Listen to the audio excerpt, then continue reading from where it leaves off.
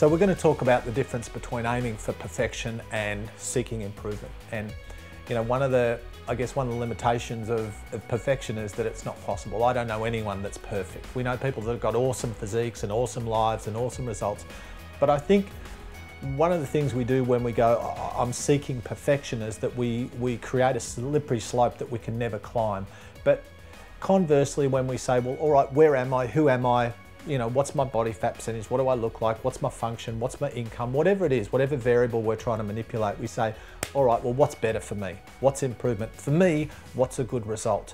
Then when we start to see the change relative to our potential and relative to the energy and the investment that we're making, we go, well, all right, this is good. This is a good result.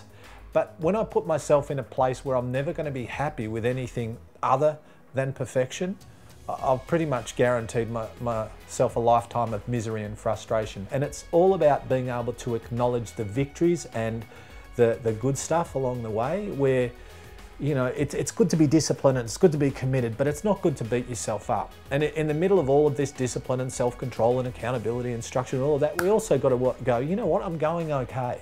I'm improving. My training quality is up.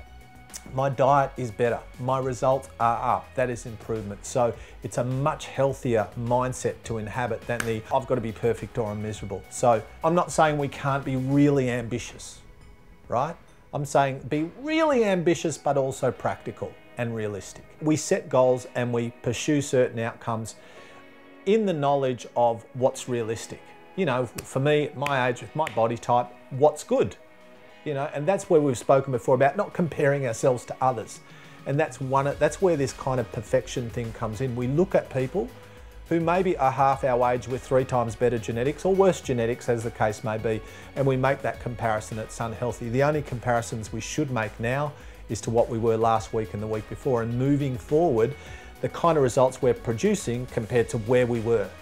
You know, when I do the right things, and I know what produces the outcomes that I'm after in terms of habits and behaviours day to day, then everything will just take care of itself and I'll end up inhabiting the body I want.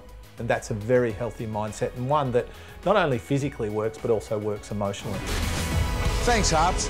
We're here with Anthony Koutoufides, 278-game player, Hall of Famer, one of the greatest Carlton players to ever put on a jumper, a legend of the game. He's always been known for his weight training, and he was a prototype of the athlete that did weights to make himself a better footballer. Welcome to MuscleTV, Kouta. Great to be here, Tony. Great to have you on the show at last. Yes, I know, finally. It's been quite a while. We go back a long way, mate. We do. Now, Kouta, a lot of people back in the day said, oh, don't do weights. They'll slow you down. They'll make you muscle bound. You'll become stiff. You won't be able to run. You actually got quicker, you got faster, you got stronger all at once, so you really dispelled that myth. Yeah, really. I mean, you have to be careful in what you do too, though, Tony, so there's a little bit of truth behind it also, but, you know, I always felt like, you know, at my peak, with my strength, I felt like I was invincible, yeah? One of the things we did, Kurt, we looked at what you needed to do. You needed to tackle harder, you needed to jump higher, you needed to stop your hamstrings from tearing, and we come up with some fantastic exercises, which I know a lot of the clubs are still using today. Well, I still use them now, Tony, so you were the one who really taught me that. So in the past, I used to go to the gym and just do maybe bodybuilding exercises, but you were able to teach me the exercises that I could really impact my football and improve on it in that way. And now, you've kept doing your weights post-football. Obviously, you're in fantastic shape, over 40 now, and you still look like you did when you were 30 years of age. Tell us a little bit about what you're doing these days, Kouta.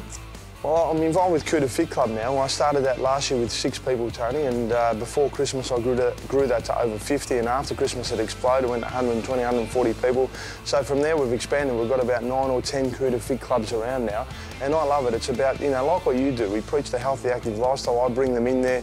We teach them not only the exercise part, but the importance of nutrition afterwards, and the mindset. You know, the mindset's really important. To just keep turning up and improving little bits every day, which makes such an impact at the end of the year. So I love it, Tony. Yeah, it's very satisfying, whether it be the Koutoufides Club or the Max's Challenge, but to see people change their lives and transform themselves and become happier, fitter, healthier people, it really is rewarding. Now, mate, the Koutoufides Clubs are popping up all over Australia. How can they get in touch with you to find out how to get involved with the Koutoufides Club? Well, we've got a website, Tony, www.koutoufidsclub.com.au, so they can contact us through there, and I always personally try to call them too to make sure that they're comfortable.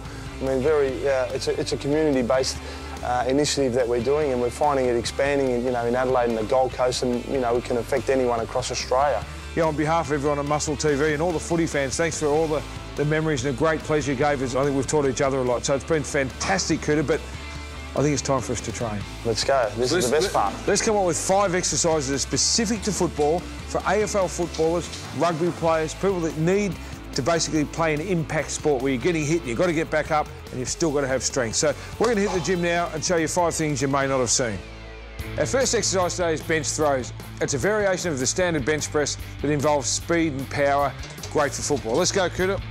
Now, 2 fast ones, really fast.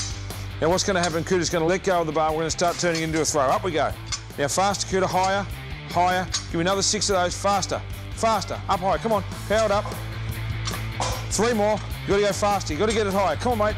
And catch. That'll do. Good. And we'll put it back. Okay, everyone does bench press, but it doesn't develop speed like this does. This is great for when you've got to push your opponent right off. You've got a big ball coming in, you've got someone leaning up against you, and this is when you need to pop someone off. So it really increases, I guess, the Bruce Lee theory, the 1-inch punch. We'll put a little bit more weight on now. He's had a warm-up set, so we'll chuck a bit more weight on and really see if we can throw this weight up in the air. So start off with a slow rep, don't throw it. A faster rep, don't throw it. A faster rep, don't throw it. A faster rep, don't throw it. 1 fast one. Now let's let it go. Go, fast, right up, come on. Now you might ask, why not just do fast reps and hold it at the top? The momentum required to actually throw that weight in the air takes twice as much effort. Therefore, you're going to do a lot less weight than what you would normally do. 2, and great set. So there it is, bench throws, try them at your footy club. Our second exercise is bench rows. This is done in footy clubs all over the world, and there's a reason for it.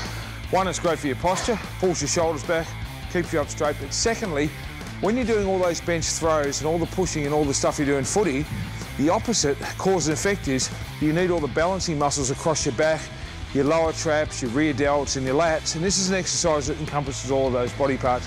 Gives you balance to actually make you stronger in the bench. So it's a great balancing one, great for posture, and just a little bit of yin and yang, if you like, to make sure you're balanced. Let's go, Kouta. You haven't done these for a while, big fella? Been a while, Tony. Righto. So you grab the bar, just a little bit wider than shoulder width. Kouta's got the big wide shoulder, so he gets it pretty wide. Pull it up, touch the bench. You want to hear that little tap each time. Touch. Now you see Kouta's working right through his lats, his traps, and most importantly, his rear delts, rhomboids, and all those rear parts which balance out the bench press and are great for your posture. 4 more of those. 1, a bit faster on the way up. 2, 3, 4. There you go, and drop it down. Our next exercise is one of my favourites. We use this a lot with fighters, with strength athletes, with anyone that's playing these kind of impact sports, particularly people that have got to push people off really quick. It develops your lower traps. Now, a lot of people do upright rows all day long, get nothing out of them. They just sort of work a little bit on their upper traps, a little bit on their wrists and forearms. This is an alternative to that. We've done it before on MuscleTV, but never with a professional footballer. This is called a high pull. Let's go, Kouta. Start off with a couple of slow ones. These won't count, just to show the people. You start with your knees bent, you just pull it up just below your nipples, and then we go fast. Now here's where the power comes. 1, 2, faster, 3, 4, 5, 6, put it down, good. Now you see Kouta actually brings a little bit of leg and hip motion into that. You use your core, use a little bit of everything, because you really need to just drive it up and use your whole body to get it going. I love this exercise. Let's do our 3rd and final set. We want this to be a whole body exercise, and it works great, but you've got to have that good form. Your elbows have got to be going straight up. You don't want your wrists to bend at all, because then it becomes a forearm exercise. Our last upper body exercise today is called tackle flies. This is something we actually developed down at the Carlton Football Club, specific for football. What I noticed was that the players couldn't hold their tackles. They get their arms around the player, but they get to this point and they just couldn't hang on. So we said, how can we get them to be stronger in that last 10-15% of the tackle? And this is what we come up with. It's a brilliant exercise. So we'll start off with a standard fly. Just show folks, elbows bent, big stretch, and squeeze at the top. We always say on MuscleTV to squeeze at the top. But what we found is that this part of the tackle is easy. It's the last part that's hard. So now I'm going to make it real hard. Come up, Kouta. Now fight me. Oh, there we go. You need an assistant with this. Now I'm going to try and block him. Look at that. Oh, it takes all my strength to stop him. He's still good at these. Go. Oh, let's go. 1 to 8. That's 5. Come on. 6. Come on. 2 more. Now you see how he's really forcing that last part of the tackle. And believe me, no one's going to break that grip. Put him down, mate. Good set.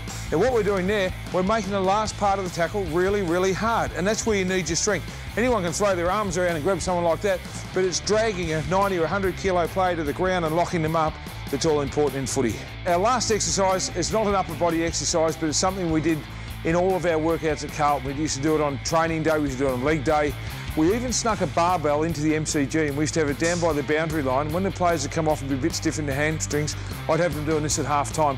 But what it is, it's stretching with resistance. And this is a stiff-legged deadlift, which it's not a traditional one you'll find in a bodybuilding manual or something. It's something we actually developed through our football days, which we now use on bodybuilders, powerlifters, strength athletes from all walks of life, because it's a great exercise.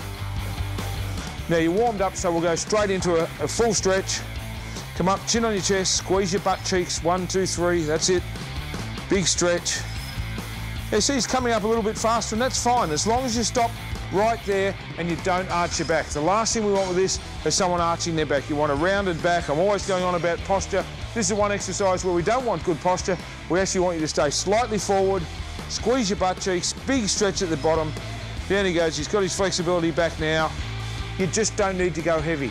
What you need to do is increase your flexibility, slow it down, get the squeeze, the stretch at the bottom, the squeeze at the top, and folks, that's all you need to concentrate on. It's not a weightlifting exercise. Last one, go right down this time. And there you go, put the bar down. So there's 5 great exercises you can use for footy. They were stuff we specifically designed just for footballers, Kouta. It's great to see you back in the gym doing your old footy workout. Pleasure today. I've missed working with you one-on-one. It's been great to have you back, Kouta, and great to have you on MuscleTV at last. But that's all we've got time for this week, so thanks for watching, and until next week, see you in the gym.